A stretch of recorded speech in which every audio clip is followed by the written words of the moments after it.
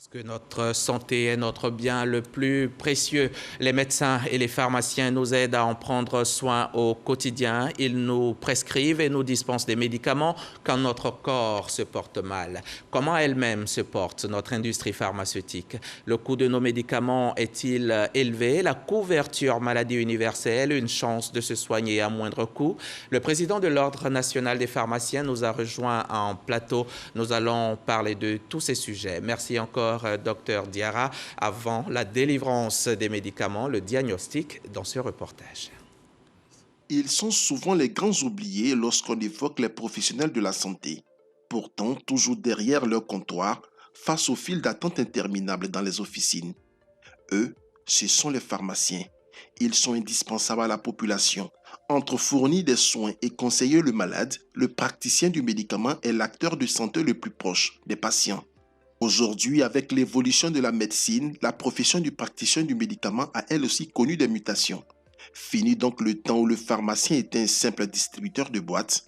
Ses missions ont été considérablement étendues. Outre le contrôle des ordonnances et les conseils aux patients, il peut être amené aujourd'hui à effectuer des vaccinations et également des tests Covid. Si cette nouvelle donne est possible dans des pays comme la France, en Côte d'Ivoire, ce sera bientôt le cas. Une convention entre l'État et l'Ordre national des pharmaciens de Côte d'Ivoire est en cours d'élaboration dans ce sens. La crise sanitaire a constitué un tournant décisif dans la profession pharmaceutique mondiale. La pandémie a renforcé leur rôle et les a amenés à développer de nouvelles missions. Ici, en Côte d'Ivoire, la profession continue de faire sa mue et se mettre à niveau des défis de l'heure. Ces défis sont entre autres l'industrialisation du secteur pour réduire considérablement l'importation des besoins en médicaments, estimé à 90%, et réduire par ricochet le prix des médicaments jugés excessifs. L'autre défi reste l'implication des pharmaciens dans la mise en œuvre de la couverture maladie universelle.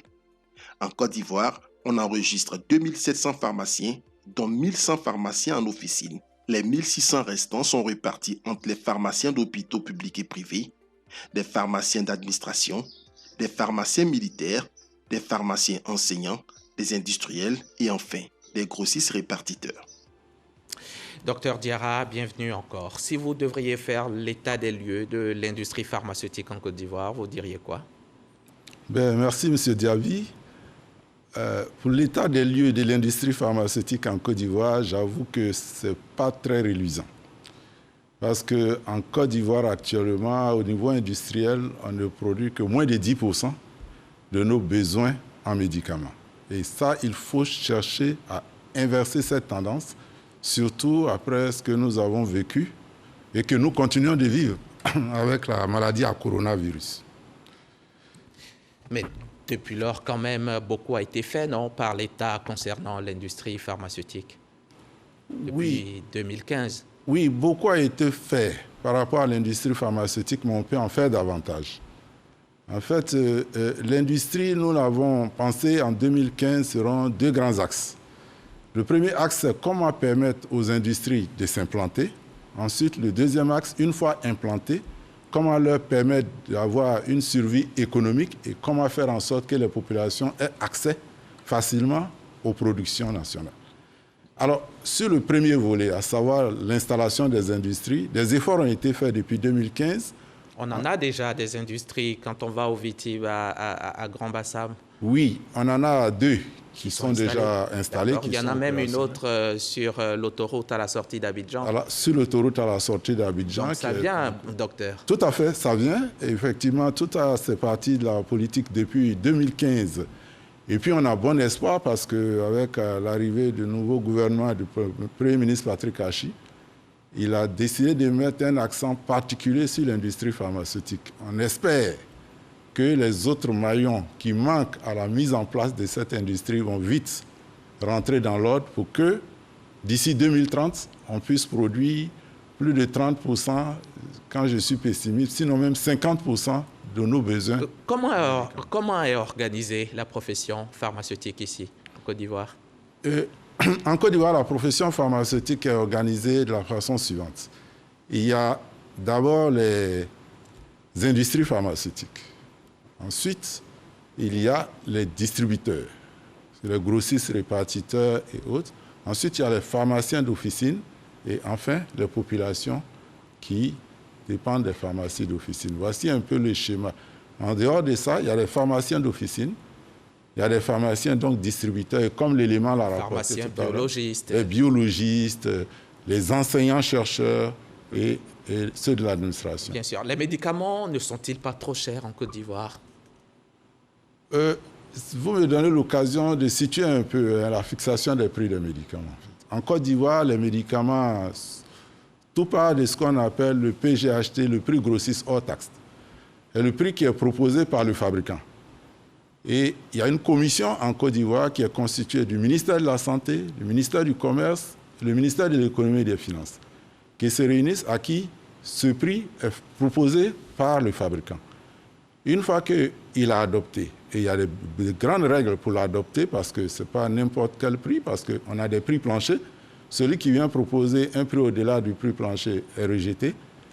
Il faut être en deçà ou même au prix plancher. Une fois que ce prix est adopté, ces structures-là fixent ce qu'on appelle le prix de cession du médicament et enfin, ils fixent même le prix public du médicament.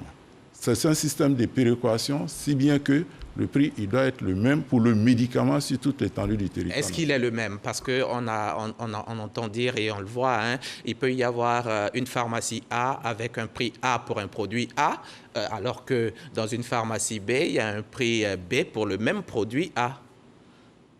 En fait, il faut que je précise. Dans une pharmacie, on ne dispense pas que les médicaments. Il y a les médicaments, il y a les produits cosmétiques, les produits diététiques et d'autres produits. Les médicaments sont soumis à péréquation. Les prix doivent être les mêmes sur toutes les Est-ce qu'ils sont les mêmes, docteur? Ils sont les mêmes. Ils sont les mêmes partout? Ils sont les mêmes partout. D'accord. Les seules variations qu'il y a, c'est qu'il existe des médicaments qui ne sont pas enregistrés en Côte d'Ivoire.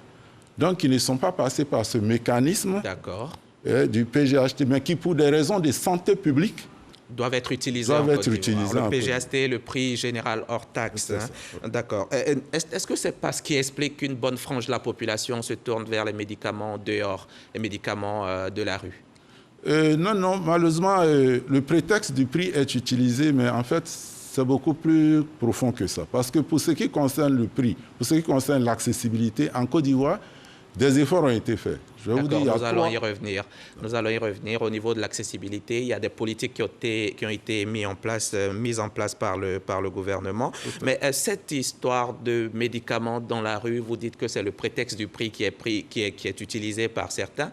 Mais cette filière même, elle est, dit-on, montée par vous-même, quelques pharmaciens véreux. C'est cela? Non, je ne crois pas. Je ne crois pas. D'où ça sort, tous ces médicaments, alors? Alors, les médicaments, ils viennent... On a identifié deux sources. Des sources endogènes et des sources exogènes. Pour les sources exogènes, on a identifié que les médicaments viennent de trois façons. Par les frontières maritimes, les frontières terrestres, les frontières aériennes. D'accord. Ça, ce sont les moyens pour entrer. Mais qui les importe? Qui les fait venir? Qui les fait venir? Il y a des mafias qui se sont constituées. D'accord, qui n'ont rien à voir avec rien à voir avec la filière pharmaceutique. Cependant, je précise que dans les sources internes, on a découvert qu'il y avait des usines qui étaient installées sur notre sol. De fabrication de faux médicaments. On en a démantelé 3 rien qu'en 2017. Ce sont des villas qui apparemment ressemblent à des maisons d'habitation, mais qui, dans leur boutique, fabriquent des médicaments.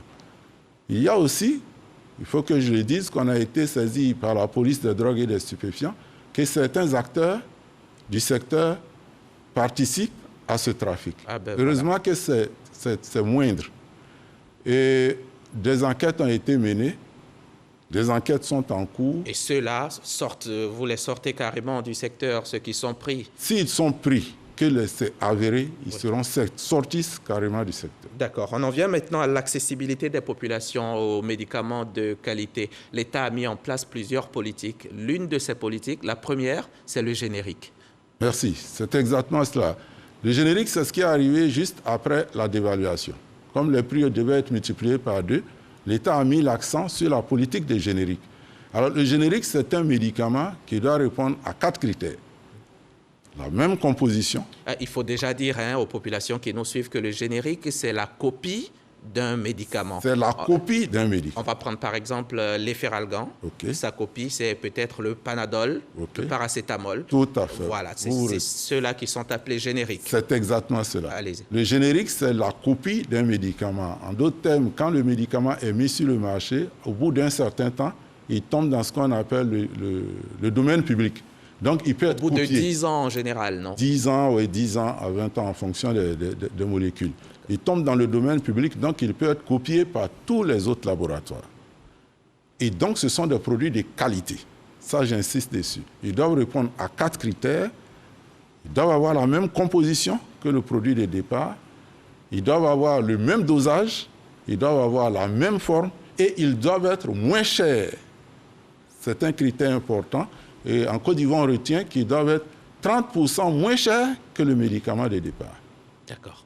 Et la deuxième politique, c'est le déconditionnement. Tout à fait. Après le générique, le gouvernement s'est rendu compte, sur proposition des pharmaciens, que les gens allaient toujours s'approvisionner sur le marché de la rue. Et donc, il a été développé ce qu'on appelle la politique du déconditionnement. Ça consiste à ouvrir les boîtes, à sortir certains médicaments et à les vendre au détail. Évidemment, ça ne peut pas s'appliquer à tous les médicaments. Oui. Je vous dis, par exemple...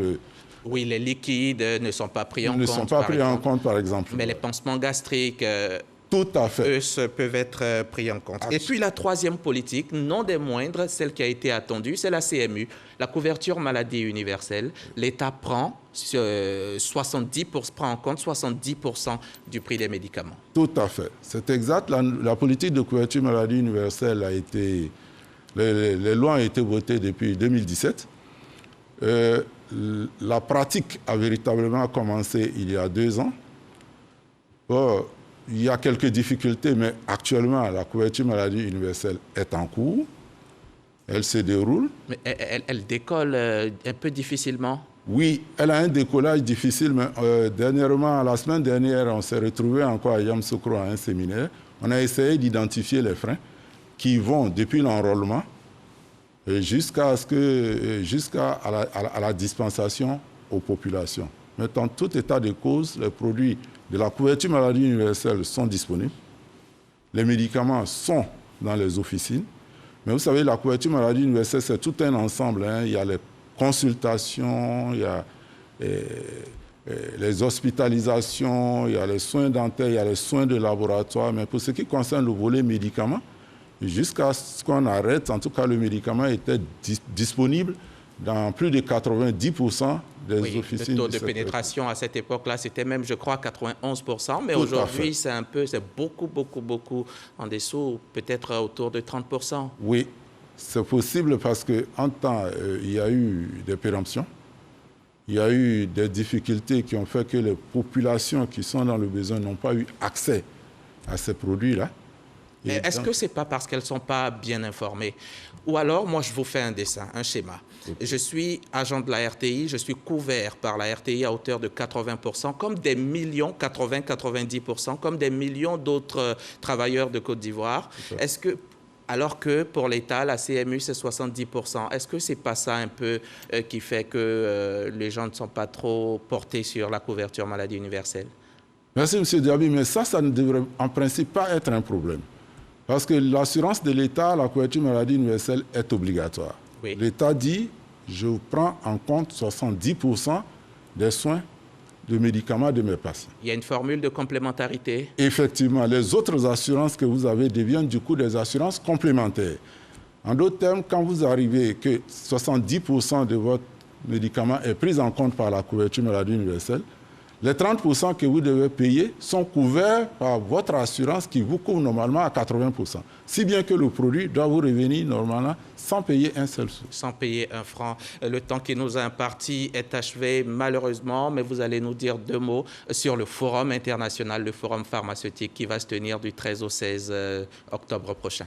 Merci M. Diaby. Effectivement, l'Afrique francophone tout entière a décidé de confier à la Côte d'Ivoire l'organisation de ce qu'on appelle le Forum pharmaceutique international.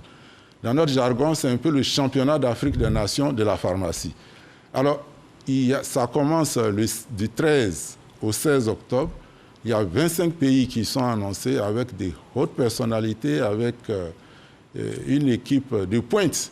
Et les gens ont commencé à arriver déjà dès aujourd'hui. Et ce sera l'occasion, à l'issue de ce forum, d'insister sur 2 points essentiels.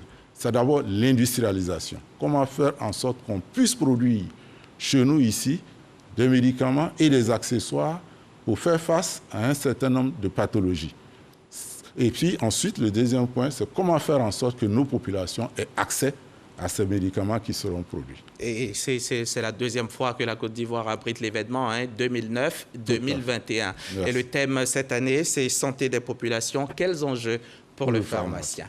Merci, docteur. Merci beaucoup. Docteur Arounan Diarra, président de l'Ordre national des pharmaciens de Côte d'Ivoire, grand merci d'avoir pu dégager un moment dans votre emploi du temps pour être avec nous. On le sait, très chargé avec l'organisation de ce forum que nous souhaitons d'ailleurs thérapeutique, qu'il vous aide à améliorer la santé de notre industrie pharmaceutique. 100%, merci donc et bon retour chez vous. Mille merci à vous aussi d'avoir pu nous suivre. J'espère seulement que vous avez pris grand plaisir à le faire. En tout cas, ma grande équipe et moi, on a été heureux d'être avec vous ce dimanche, tout comme on sera heureux de vous retrouver mardi. Bonne journée, bonne santé. Merci.